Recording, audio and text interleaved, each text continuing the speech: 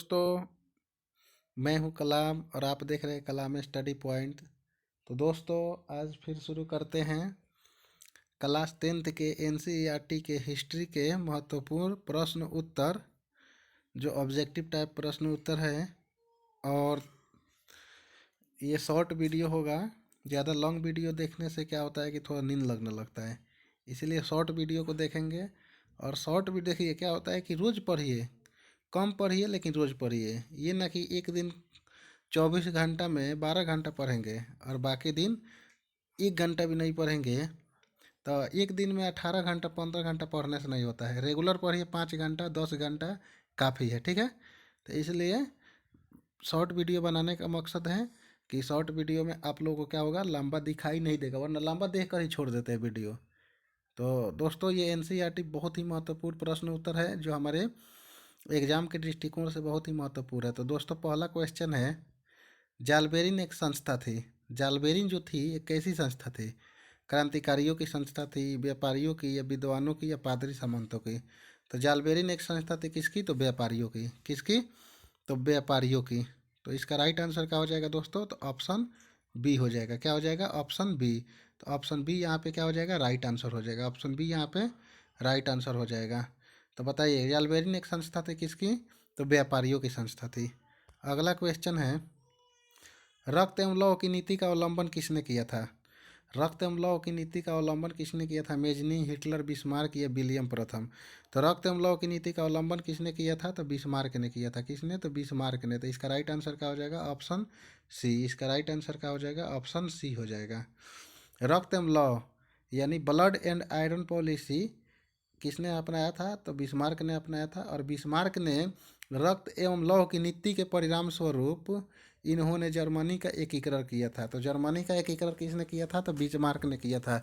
और बिस्मार्क कौन थे? तो जर्मनी के चांसलर थे। जर्मनी का चांसलर कहने का मतलब होता है प्रधानमंत्री। जर्मनी के चांसलर कौन थे? तो बिस्मार्क थे। बिस्मार्क को जर्मनी के चांसलर के रूप में किसने नियुक्त किया था? तो विलियम प्रथम ने नियुक्त किया था, ठीक है। तो इसलिए क्वेश्चन नंबर 9 का राइट आंसर क्या हो जाएगा? Option C, Bismarck. अगला क्वेश्चन देखते हैं, फ्रैंकफर्ट की संधि। देखिए, अगला क्वेश्चन है, फ्रैंकफर्ट की संधि कब हुई? फ्रैंकफर्ट की संधि, फ्रैंकफर्ट कहाँ है? तो फ्रैंकफर्ट एक शहर है, और ये शहर कहाँ पे है? तो जर्मनी में है। ये शहर कहाँ पे है दोस्तों? तो ये शहर है जो जर्मनी में है। तो बताइए, फ्रैंकफर्ट शहर कहाँ पे है? तो जर्मनी में है। और वही बोल रहा है, फ्रैंकफर्ट की संधि कब हुई? 1864, 1866, या 1870, या 1871? तो फ्रैंकफर्ट की संधि हुई थी, फ्रैंकफर्ट की संधि कब हुई थी? 1871 में हुई थी। इसलिए इसका राइट आंसर क्या हो जाएगा? ऑप्शन डी हो जाएगा। यहाँ पे राइट आंसर क्या हो जाएगा? Option D. तो बताइए, फ्रैंकफर्ट की संधि कब हुई थी? 1871 में हुई थी। या फ्रैंकफर्ट नामक स्थान कहाँ पे है? तो जर्मनी में है। और फ्रैंकफर्ट की संधि के द्वारा ही क्या हुआ था? तो जर्मनी का एकीकरण हुआ था। जर्मनी का एकीकरण किसने किया था? तो जर्मनी के चांसलर बिस्मार्क। जर्मनी को चांसलर बिस्मार्क को किसने नियुक्त किया था? तो वहाँ के शासक विलियम प्रथम ने। अगला क्वेश्चन देखते हैं, देखिए, यूरोप वासियों के लिए, यूरोप वासियों के लिए किसके? तो यूरोप वासियों के लिए, एशिया वासियों के लिए नहीं है, अमेरिका वासियों के लिए नहीं, अफ्रीका वासियों के लिए नहीं, किसके? तो यूरोप वासियों के लिए। यूरोप में वास करने वाले लोगों के लिए बात हो रहा है, ठीक है। ध्यानपूर्वक एक एक शब्द समझेंगे तभी जाके हम क्वेश्चन को समझ पाएंगे, अदरवाइज नहीं समझ पाएंगे। तो यूरोप वासियों के लिए किस देश का साहित्य, साहित्य यानी जो हाथ से लिखा जाता है, एवं ज्ञान विज्ञान प्रेरणा स्रोत रहा? जर्मनी, यूनान, तुर्की या इंग्लैंड? तो बताइए, किस देश का साहित्य एवं ज्ञान विज्ञान प्रेरणा का स्रोत रहा, यानी प्रेरणा स्रोत रहा? तो इसका राइट आंसर क्या हो जाएगा दोस्तों? तो ऑप्शन बी, यूनान हो जाएगा। क्या हो जाएगा? ऑप्शन बी, यूनान। ऑप्शन बी हो जाएगा, यूनान हो जाएगा, ठीक है। तो किस देश का साहित्य एवं ज्ञान विज्ञान प्रेरणा स्रोत रहा? तो ऑप्शन बी, ठीक है। अगला क्वेश्चन देखते हैं, यूनान। अगर यूनान की हम बात करेंगे, देखिए दोस्तों, यूनान, यूनान का नया नाम क्या है? तो ग्रीस है। यूनान का नया नाम क्या है? तो ग्रीस। ग्रीस की राजधानी कहाँ पे है? तो एथेंस है। ग्रीस की राजधानी कहाँ पे है दोस्तों? तो एथेंस। तो ग्रीस की राजधानी एथेंस है। और ग्रीस किसका नया नाम है? तो यूनान का नया नाम है, ठीक है। और ये यूनान जो था, साहित्य एवं ज्ञान विज्ञान का प्रेरणा स्रोत था। किसके लिए? तो यूरोप वासियों के लिए। अगला क्वेश्चन देखते हैं, क्वेश्चन नंबर 12 है 1829 ईस्वी की एड्रियानोपोल की संधि जो हुई वो किस देश के साथ हुई।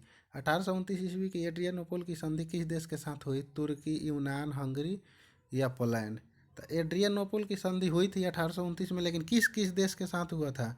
तो तुर्की और यूनान के। तुर्की, देखिए तुर्की जो था यूनान पे कब्जा कर लिया था, तो तुर्की यहाँ पे राइट आंसर क्या हो जाएगा, तुर्की। तुर्की और यूनान के बीच में हुआ था। तुर्की और यूनान के बीच में हुआ था, तो यह तुर्की के अधीन था, तो इसलिए इसका राइट आंसर क्या हो जाएगा, ऑप्शन ए। ठीक है, अगला क्वेश्चन देखते हैं। देखिए, निम्नलिखित में रिक्त स्थानों को भरें। यहाँ पे भरने वाला क्वेश्चन है, ध्यानपूर्वक पढ़ेंगे और इसको भरने का कोशिश करेंगे। ठीक है, और सही सही भरेंगे। तो देखिए, पहला क्वेश्चन है, डीटो डीटो के युद्ध में ही एक महाशक्ति के पतन पर दूसरी यूरोपीय महाशक्ति जर्मनी का जन्म हुआ था। हम जानते हैं कि सेडान का युद्ध जो हुआ था, सेडान का युद्ध कब हुआ था दोस्तों। तो सेडवा का युद्ध होता है, एक सेडान का होता है। सेडवा का युद्ध कब हुआ था, सेडान का कब हुआ था। देखिए, तो यहाँ पे क्या भराएगा, सेडान का युद्ध। सेडान, सेडान का युद्ध कौन सा युद्ध, तो सेडान का युद्ध जो है इसी के क्या होता है, महाशक्ति के पतन पर दूसरी यूरोपीय महाशक्ति जर्मनी का जन्म हुआ था। अगर सेडान का युद्ध पूछा जाएगा कब हुआ था, तो सेडान का युद्ध हुआ था 1870 में हुआ था। और इसमें किस देश की जीत हुई थी और किस देश की हार हुई थी। तो इसमें सबसे पहले तो सेडान का युद्ध किसके किसके बीच में हुआ था, तो फ्रांस और परासा के बीच में हुआ था। फ्रांस और परासा, तो इसमें फ्रांस की क्या हुई, तो हार हुई, और परासा की क्या हुई, जीत हुई। तो सेडान के युद्ध में ही क्या हुआ था, एक महाशक्ति का पतन हो गया था। महाशक्ति कौन है, तो महाशक्ति का कहने का मतलब हुआ एक महाशक्ति का पतन हो गया और दूसरी यूरोपीय महाशक्ति जर्मनी का जन्म हुआ। महाशक्ति मतलब कौन, फ्रांस। फ्रांस यहाँ पे हार गया, कौन जीत गया, तो यहाँ पे कौन जीत गया, तो जर्मनी। यहाँ पे कहने का मतलब जर्मनी का जन्म हुआ। ठीक है, तो सेडान का युद्ध कब हुआ, 1870। सेडान का युद्ध कब हुआ, 1870 में हुआ।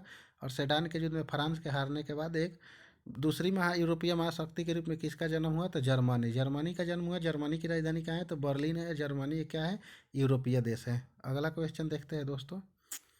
अगला क्वेश्चन है सेडवा का युद्ध। देखिए, सेडवा का युद्ध आ गया ना, तो सेडवा का युद्ध कब हुआ था, तो सेडवा का युद्ध जो है, सेडवा का युद्ध कब हुआ था, सेडवा का युद्ध हुआ था 1866 में। कब हुआ था दोस्तों, तो 1866 में हुआ था। और किसके किसके बीच में हुआ था, तो ऑस्ट्रिया और परासा। तो किसके किसके बीच में, तो ऑस्ट्रिया, तो यहाँ पे लिख देते हैं ऑस्ट्रिया, और यहाँ पे दूसरे भरने वाला है, वहाँ पे क्या हो जाएगा, परासा। देखिए, ऑस्ट्रिया और परासा के बीच में क्या हुआ था, तो ऑस्ट्रिया और परासा के बीच में हुआ था सेडवा का युद्ध, 1866 में हुआ था। इसमें कौन जीता, तो परासा जीता। कौन हार गया, ऑस्ट्रिया हार गया। यानी परासा हर जगह जीतेगा। परासा जो है हर जगह विजयी होगा। और यहाँ पे भी विजय प्राप्त कर लेने के बाद यहाँ पे क्या हो जाएगा, सेडवा का युद्ध खत्म हो जाएगा 1866 में। और उसके बाद फिर 1870 में सेडान का युद्ध होगा, जिसमें फ्रांस का पतन हो जाएगा और जर्मनी का जन्म होगा। ठीक है, तो सेडवा का युद्ध कब हुआ था, तो 1866 में हुआ था। सेडान का युद्ध कब हुआ था, 1870 में हुआ था। और सेडवा का युद्ध में कौन हार गया, तो ऑस्ट्रिया हार गया। सेडान के युद्ध में कौन हार गया, तो फ्रांस हार गया। और दोनों में कौन जीत गया, तो परासा जीत गया। दोनों में कौन जीत गया, तो परासा जीत गया। ठीक है, अगला क्वेश्चन देखते हैं। अगला क्वेश्चन है 1848 ईस्वी की फ्रांसीसी क्रांति ने डीटो डीटो युग का भी अंत कर दिया। तो देखिए, 1848 ईस्वी की फ्रांसीसी क्रांति है, इसमें किस कौन से युग का अंत हो गया, तो मेटरनिक युग। कौन सा युग दोस्तों, तो मेटरनिक। देखिए, लिख देते हैं मेटरनिक। मेटरनिक, मेटरनिक युग का भी अंत कर दिया। तो बताइए, 1848 की जो फ्रांसीसी क्रांति है वो किस युग का अंत कर दिया, तो मेटरनिक युग का अंत कर दिया। तो इसीलिए तीसरा में क्या भराएगा, तो तीसरा में मेटरनिक भराएगा। अगला क्वेश्चन है वेटिकन सिटी के राजमहल जहाँ डीटो डीटो रहते थे, कौन रहते थे दोस्तों, तो पोप रहते थे। कौन रहते थे, पोप। पोप, पोप, पोप का मतलब क्या होता है, पोप का मतलब होता है ईसाई धर्मगुरु। ईसाई धर्मगुरु को पोप बोला जाता है।